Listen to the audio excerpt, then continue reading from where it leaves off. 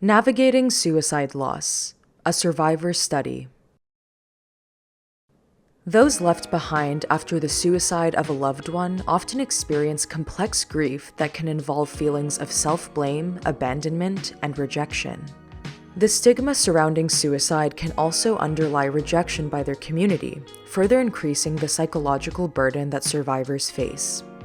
Understanding the challenges of suicide loss survivors and identifying the most effective ways to support them is important in helping survivors to heal and move forward with their lives.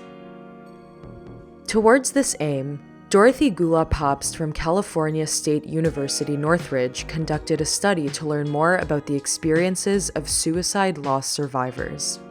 She contacted a survivor support group in the Los Angeles area and asked for volunteers to participate in the study. 14 people agreed to participate and underwent in-depth interviews investigating the effect of the suicide on their social life, navigating stigmas, and the most effective coping strategies. In terms of social interactions after losing a loved one through suicide, the respondents fell into 3 different categories. Some retreated from their social group, feeling that they did not have enough emotional energy to engage with others, or because discussing the suicide was emotionally painful. Other survivors were determined to carry on as before, often quickly returning to work after the bereavement. Others reported a desire to stay strong, sometimes to help other family members to process their grief. The participants also answered questions about navigating stigma as a suicide loss survivor. Some experienced a significant drop in their self-worth, identifying their loved one's suicide as a negative reflection on themselves. The stigma around suicide also caused some respondents to avoid telling others the cause of their loved one's death, and others were perturbed by local gossip about their loved one following the suicide.